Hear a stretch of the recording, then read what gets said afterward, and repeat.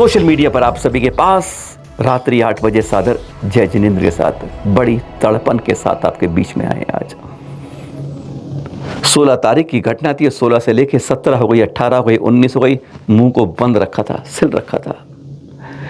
इस वर्तमान आजाद भारत के इतिहास में शायद ये पहली बार हुआ है, पहली बार कि किसी सांप्रदायिक रूप के अंदर, वो भी दशलक्षण पर्व में, अपरिग्रह के दिन, अकिंचन के दिन, जिस दिन अनंत चतुर्दशी की तैयारी हो रही हो, उस समय हमारे एक दिगंबर जैन मंदिर के मुख्य कार्यकर्ता होता है महामंत्री, उसको गिरफ्तार कर लिया गया हो।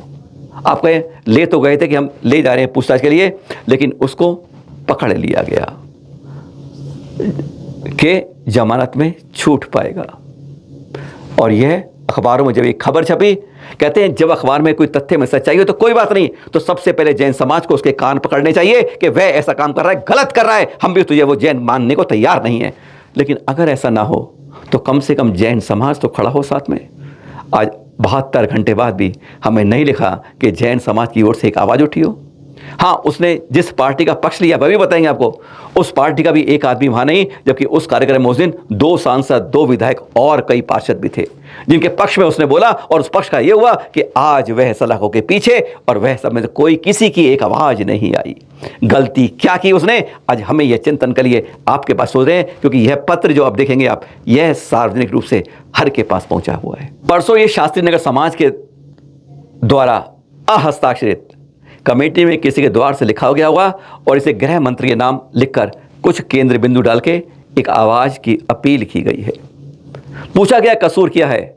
यह शास्त्री पार्क दिल्ली क्षेत्र का है, जहाँ पे आज जैन समाज के 40 घर रह गए हैं। एक समय यहाँ पर 250, इसलिए नहीं कि आबादी कम हो गई है, इसलिए कि यहाँ के आसपास के माहौल को देखते हुए हर कोई यहाँ से जहाँ देखता है कि मेरे पास कुछ पैसे आ गए हैं, तो मैं क्यों नहीं यहाँ से सबसे पहले घर को शिफ्ट कर लूँ। और वही कारण है गिनती 250 से कम होते होते आज 40 रह गई है।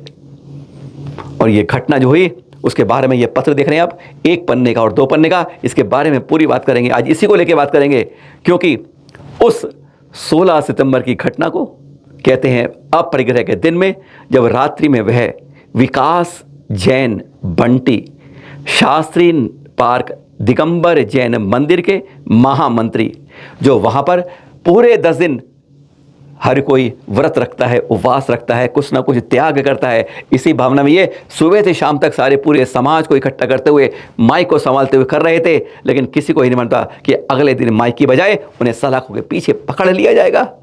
यह पत्र उसी बारे में गृह मंत्री से एक न्याय की अपील करता है, क्योंकि जब यह किया गया, जब ये बातें हुई, तब उनके विधायक भी मौजूद थे, जब उनकी सांसद भी मौजूद थे, और तब यह हुआ उन्हीं की पुलिस के द्वारा। क्या वह न्याय था या अन्याय, आज इसके बारे में इस पत्र की आपसे चर्चा करेंगे। हाँ, विकास जैन बंटी महामंत्री शास्त्री पार्क के महामंत्री की कल भी बेल की अर्जी लगी थी, तो कल अदालत द्वारा कह दिया गया कि आज सुनवाई होगी और उसका निर्णय 4 बजे आएगा। इंतजार करते करते अब के लगभग 90-96 घंटे बाद उनको आज बेल मिल पाई है। पर सवाल अभी तक हमारे सामने अनुत्तरित है, जो पत्र में लिखा है। इस जगह पर यह पत्र लिखा है, हाथ जोड़ के पहले निवेदन करेंगे, इस पत्र के बारे में बात करेंगे, क्योंकि निर्णय अदालत करेगी गई क्या है, गलत क्या है।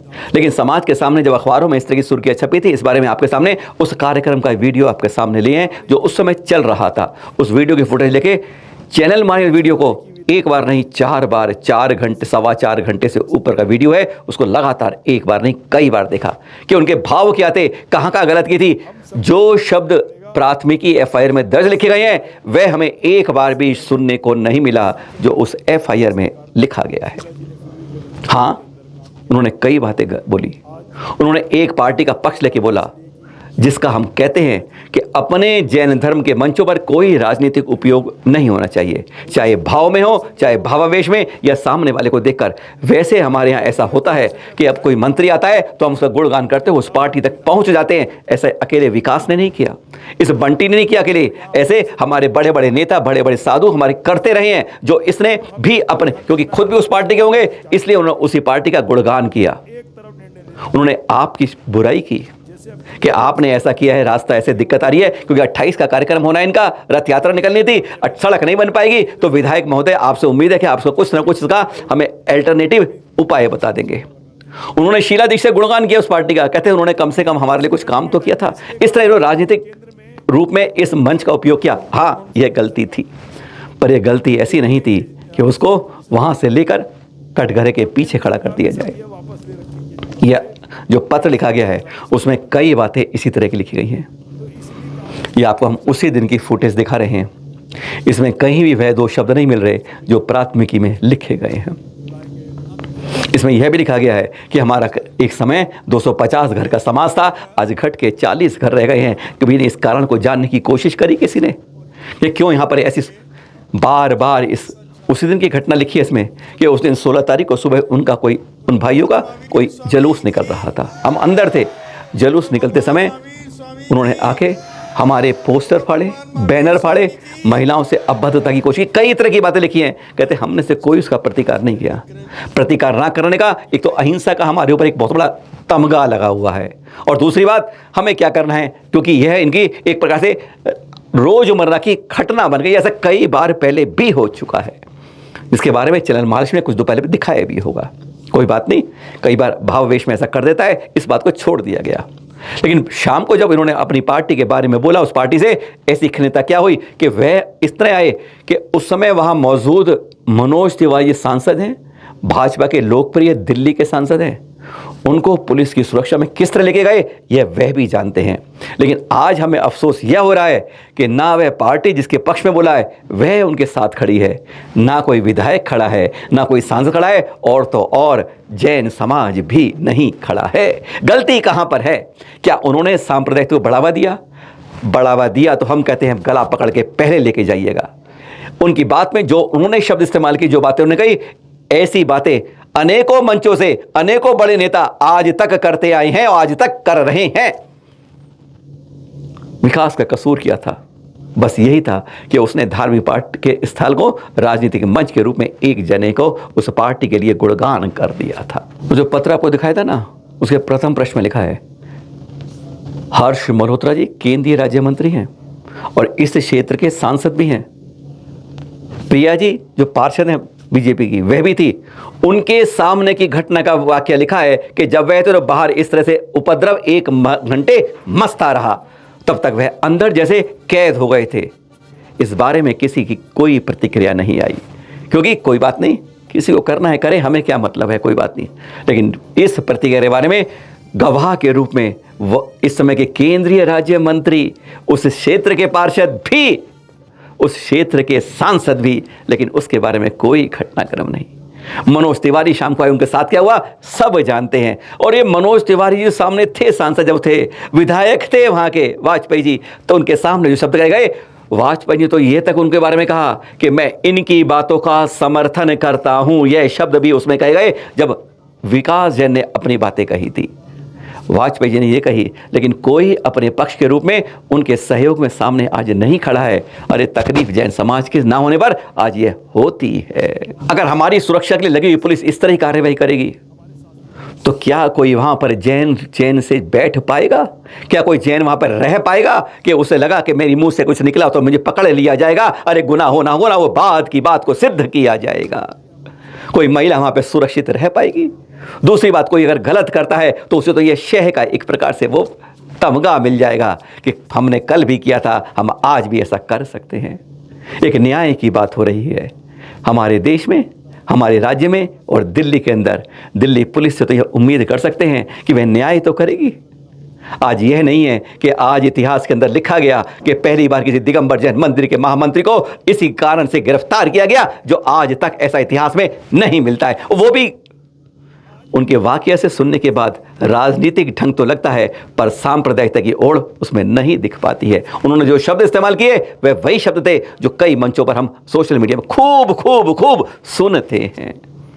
हमारा ध्येय आपस में है कि प्रेम वात्सल्य, अरे जैन धर्म ने यही फैलाया है। महावीर स्वामी ने यही संदेश दिए हैं कि हम किसी का विरोध ना करें, अनेकांतवाद और को हम स्यादवाद को मानने वाले हैं।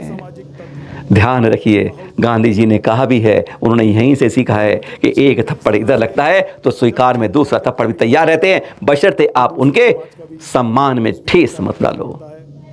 आज तक ऐसी प्रतिक्रिया कभी आपने शास्त्री नगर पार्क में नहीं सुने होंगे कि हमने कहीं जाकर किसी के ऊपर हमला किया हो, गाली गलौज की हो, मारपीट की हो, धक्का दिया हो, फाड़ा हो, नहीं किया होगा। लेकिन आज हमारे बात कहते हैं यह एक जुल्म लगता है, प्रताड़ना लगती है जैन समाज के प्रति जब हमें पूरा न्याय नहीं मिल पाता है। आज आपके पास यही लेके आए हैं, इतिहास में पहली बार यह काले अक्षर में लिखा गया कि एक जैन समाज के जैन दिगंबर जैन मंदिर के पर्युषण पर्व के दौरान 9वें दिन एक महामंत्री को तब गिरफ्तार कर लिया गया जब शायद उस पर FIR में वह शब्द लिखे गए जिसका वह उसने कहीं भी कहा नहीं था। जगह जगह उपवासों की चर्चा और पालना हुई है। हमारे पास ढेरों चित्र आए हैं, कुछ दिखाई थे आपको, पर आज केवल एक चित्र किशनगढ़ से दिखा रहे हैं। मुनीषी सर्वार्थ सागर जी का, जो पहले एक दिन एक उपवास, 2 दिन उपवास भी कर रहे थे, क्रम से लगातार करते करते अब पर्युषण के दौरान दशहरा में 12 दिन उपवास किए उन्होंने। और उसके बाद यह पारणा के दृश्य कल के दिखा रहे हैं। खड़े नहीं हो पा रहे थे, एक साधु उनको साथ देके खड़े कर रहे थे और तब भी वे नहीं कुछ कर पा रहे थे। लग रहा था कहीं अंजुलि में लिए जल नहीं आ रहा है। तब गुरु और आचार्य श्री साथ में आए, कहते हैं उनका प्रताप, उनका तेज उनको सामर्थ्य दे पाया, कुछ अंजुलि जल ग्रहण कर पाए। ये देखिएगा, ये होती है तप त्याग की पराकाष्ठा और गुरुवर का मिलता हुआ आशीर्वाद। जब मिलता है तो कहते हैं अपने आप उसकी रंगत बदल देता है।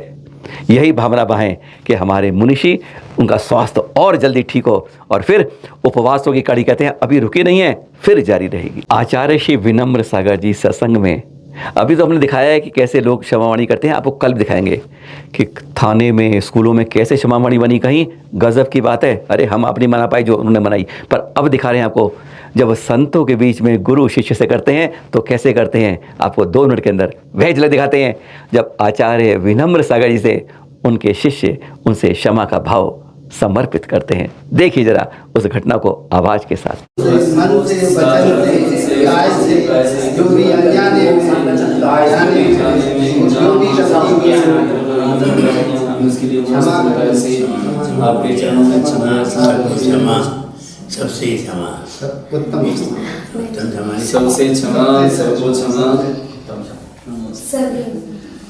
हमारे द्वारा किसी भी प्रकार की कोई मन से, वचन से, काय से, कृत कायिक अनुमोदना से किसी भी कोई गलती हुई हो, कुछ भी जाने क्षमा कीजिए। नमो माता जी से भी क्षमा मांग लेना। और अब यह उत्तमता का रूप दिखाते हैं आपको। यम संलेखना के 9वें दिन आचार्य सुविधि सागर जी है ना, बेलगावे की घटना दिखा रहे हैं, नरसईपुर के अंदर दृश्य देख रहे हैं आप। ये उनकी शिष्य हैं आरिका सुयोगमती माता, उनकी शिष्य हैं देख रहे हैं आरिका श्री सुधीरमती माता जी। 9वें दिन यम सलेह चल चलते उनका कल समाधि मरण था। दृश्य तब के देख रहे हैं, कहते इस जीवन की अंतिम मंजिल छूने के बाद ये भवों का जंजाल जो हम नहीं जन पाते, जन्म मरण का चक्कर इस तरह से एक बार में खट कम हो जाता है। लाखों की योनियां छंद रह जाती हैं। यही फल होता है इस रूप से यम संलग्न के बाद समाधि मरण के रूप में।